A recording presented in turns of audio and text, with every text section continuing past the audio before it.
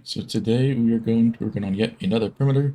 This one has been actually voted on by you. We did actually do a poll in the Discord for our future projects. If you guys want to participate in those, just join the Discord down below and get the role selected for the polls ping. If we do have any of those, they will be posted in that channel. I always ping that role just so that everybody is aware that that role is, or that we are looking for a new project to do, but we don't know what exactly we want to do. Now, this does not apply to each individual project. Some projects we do without doing the poll, but this is a way for you guys to get involved with that and basically have a little bit of an influence on what projects we would actually be doing. But yeah, this one, as you can see here, we have 2 ocean minings within a same spawning sphere. Now there is a little bit, like one little corner on each one of these that isn't really considered in the spawning sphere, but that's not too big of a deal. We're already going to have so many spawning spaces with these 2 alone. Now, the original plan was to just get this area prepped for the road eater and maybe run the road eater. But I think we might be able to get done the decoration today as well before this needs to go out on Sunday, because we have a amazing person on the server named Dazi right over here. Dazi, a lot of this stuff on this server would not be done as fast as it is with Dazi on the server, so as always, Dazi, appreciate everything like that. At the time of recording this, I only cleared out all the water for all these trenches here. And by the time me going to work from the stream that I did doing this, and getting back, Dazi has cleared out all the trenches and built up the road eater. So yeah, Dazi is a madman. But yeah, you can see we got all the trenches all the way down the bedrock. That is on this side here. We are also using a new road eater that we haven't used before. It is actually an 11 wide trench road eater compared to the 15 that you normally would. Now, this isn't usually an issue if you were doing a perimeter over regular land, but because we need to do an ocean perimeter, this kind of does help. Now, in hindsight, we could have also done a trenchless road eater for this as well, like we did in the nether. But I didn't think about that until we already were doing the trenches, and I was like, well, at this point, we might as well just finish it off and continue with the trenches. And then if we ever do another ocean perimeter, we'll try that trenchless one out to see if that actually does help or not. So we have these bounding boxes. That's why this area over the top of the monuments is a little bit light blue. That's just to show us a spawning sphere that we'll need to do for the farm. Once we get to that, of course, that might be in the next episode, though. I think we're going to mainly focus on getting this area cleared out, the floor decoration, and I think the wall decoration, the road eater, and we'll see how this goes for the ocean. Now, we will need to clear out some blocks, actually. This little shipwreck here, because all these have stairs and slabs, we will actually have to mine this out before launching everything, because the TNT won't blow this up. If you didn't know, water love stuff cannot be blown up by TNT. A little bit of pain, but that won't be too bad compared to the obsidian, which we'll have to deal with down below, because there is actually quite a bit of it, because we have these stupid ocean ravines and caves and things like that. Granted, we are still in 117, so it's not nearly as bad as it would be in 118 and 119, and probably 120 at this point, so at least we have that to look forward to. But yeah, enough rambling. Let's get on to the actual episode here and go from there. Alright, so a bit of hiccup here. We kind of had some issues. We didn't build a kelp safe road eater, so as you can see, I basically on stream here, I did it was like about an hour or so just removing all of the kelp in this whole perimeter before I was able to relaunch this road eater here. We also had some issues with the water, so it's been in total about 2 hours or so. You know, clearing out all that stuff, fixing the water, just so we could be able to relaunch the road eater. This is why you make backups, but then again, the backup wouldn't really help us because we had the road eater already built up. So yeah, I mean, we kind of just had to improvise here and just fix it ourselves. But it's all working here. As you can see, we're at the very bottom of the ocean monuments now. Nothing is left for them, basically. So yeah, still got a lot of work ahead of us for this perimeter. Especially when we get down to the lava layer, it's going to be a lot of obsidian, because even if we clear all this water out, there's still some of these ocean caves that could expose themselves to some lava and create even more obsidian. So this will be fun to clear out the rest of it, but we will get there in the end. But yeah, time to just AFK. I'm going to go to sleep, and maybe some of the other members can hop on and help out with the obsidian, because I need to go to work in the morning anyway. So It'll be quite some time till I'm back on the server. Yeah, it'll basically be a couple seconds for you guys anyway, so we'll come back once this is fully done, or if we're down at the obsidian layers yet again. Alright, so the perimeter here is completely all the way down to bedrock here. Dazi and one of my members, Cyclex, did work quite a bit to get this to where it is today. A lot of lava, as you can see just by the base here. All this stuff down here was all either lava or water they had to clear out as well, which means a bunch of obsidian mining. And as you can see, we're all the way down the bottom here. I just started to remove the road eater, but I am going to stream, of course, to sort of take this all down. And what we're going to do today actually is start on the build-in process for the floor. So we are going to include the floor for this here. I don't know if we're going to be able to get the walls done. I think the floor is going to be as far as we're going to get for this episode. That means next episode we'll cover the walls and hopefully the farm. That way we can have basically the whole overworld side done, and then we'll start to work on the other side for this perimeter. Now, I don't think we're going to do a full other side perimeter for this. We probably should, but I don't even think we're going to do anything special with the system. I think we're going to have them just fall, because one of the farms will already create 700,000 on a single mob cap. That's without looting, of course. So that's just them falling. That's how fast the farm is, that they just fall and you'll get 700,000 drops per hour.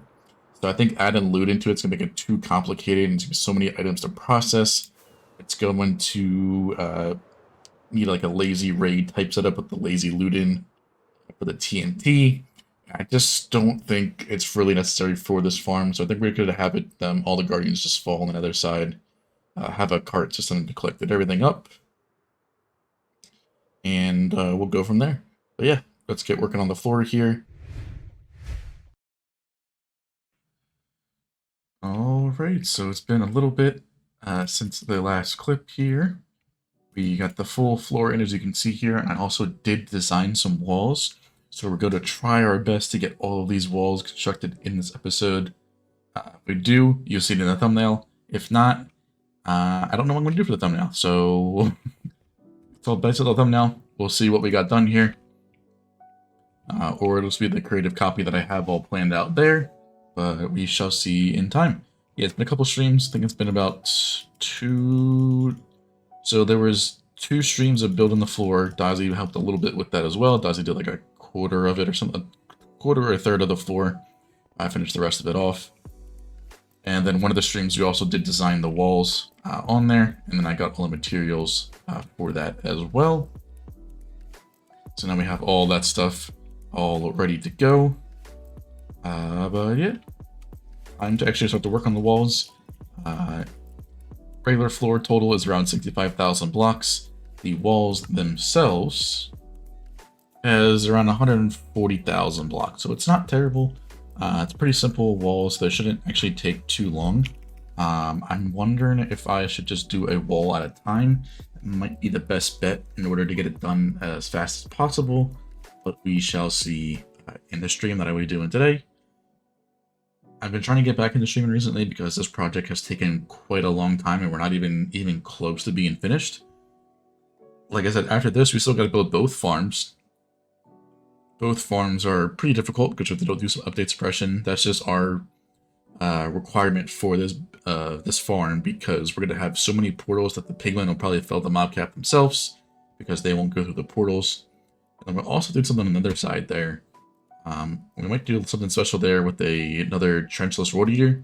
It's only going to be 5x5 chunks, but at the same time, it's in the nether. It could be a bit of a pain, so I think the chunks... I think the trenchless road eater would actually be quite helpful for this. I guess it's quite overkill for a 5x5 chunk area compared to a full perimeter, but we'll be able to build it up really quickly. It won't be too much in terms of anvils for the walls. It just allows us to speed the whole process instead of having to manually mine out, you know, all 120 some layers of the nether there. So this lets us speed up a little bit. For that very reason, we can also just mine out the area required for the road eater. It would take less time than building up a tunnel bore, running the tunnel bore across. So that will do at least, but trenches are also annoying for that, which is why we're doing that. And if we use a regular road eater, the trenches would be themselves like a full chunk wide, so it just doesn't make sense for that small of a size, which is why we're going to do that. But yeah, I'm going to go to the streaming. We're going to start to build these walls here. This right here is all the materials needed for the walls, all color-coded and everything like that, so you can get it really easily. This is just some leftovers from the floor that we had that I can take back to main storage. I'm going to wait until we're done here to condense everything down quickly. So yeah, quit rambling, let's get on to building it, and we'll come back once we're done.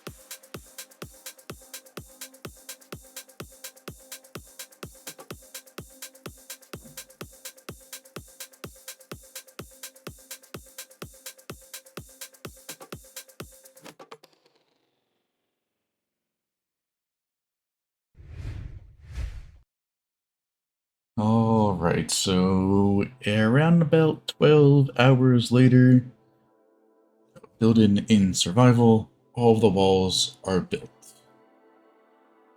It's like there's still one more to go. I didn't get to do that one. I just finished a 9-hour stream where we basically finished 2.5 walls. Part of that was me actually doing something creative for planning out the other side of the AutoCrafters for this. I was trying to create a new one-wide tileable sea lantern crafter, and Command Leo came in my stream for a little bit, and I kind of got distracted for a couple hours. So that's why that's not fully done. It did take around 6 hours to do everything here, and it does include a little bit of a break for me to eat, obviously. It's 9 hours. It's a pretty long time to stream. If I was actually working on this the full time, I feel like I would have gotten all the walls done here. Also, we had some help. This was all just me. I'm the only person that's done the walls so far. So, unfortunately, it has been going a lot slower than anticipated, of course. But that's what happens on the server. You can't always rely on people to be on, so you also get to do some stuff yourself, which I definitely did here. Of course, Dazzy helped me with the floor and everything like that, and getting the whole perimeter cleared out was also greatly helped out by Dazzy as well. So, not like it's just me in this whole project. Dino decoration sometimes isn't really a fun thing to do, especially in survival. In creative, it's not terrible. It still is really new to me planning it all out, because I used to have decorators, and now it seems to just be me left at this point. And I barely have any experience with this fully by myself. But we're going to get there, of course, in the end, and we will just obviously take it one step at a time. Also, we still need to finish all the glass on the floor, but that will come with time. Not really something that needs to do. It needs to be done, and full mob farm is completed, because we won't be running the farm, taking the mob switch off until that is completed, of course. Which still got a long way to go to do that. So to do this, the whole farm on this side, there's 2 of them. Probably gonna take around 2 weeks just for those alone. Especially if just myself, it'll probably be a lot longer than that. And then we have to do the whole other side too. Collection, auto-crafting, storage, UI, all that stuff. So it'll take quite some time to finish, which is why these videos for this project have taken quite a bit of time. But yeah, like I said, just the one wall left to do. Not terrible, but I need to get this video out in the morning. So this is where we're gonna stop for now. It also is almost midnight for me, so go get some sleep. I gotta finish putting the video together in the morning and then upload it. That way you guys can view it for now. So yeah, the thumbnail is part of the creative testing world because I couldn't get the 4th wall done. Or if it is, it's going to be from this point of view right here. So you don't see the 4th wall right here. You basically see this probably right about here. Actually, that's a pretty good thing. The screenshot right now. sky kind of went into like a perfect color there. So that's where that screenshot came from. I was going to actually take it in the creative testing world, but that one actually kind of worked pretty well. The sky went to a perfect color to blend in with the walls. So I took advantage of that and did it right then and there. But yeah, so you won't see this back wall until the very end, which obviously doesn't really matter at this point because you can't see it based on perspective. But yeah, so everything's all good here. Make sure to like, subscribe, all sorts of things, and I'll see you guys in the next one.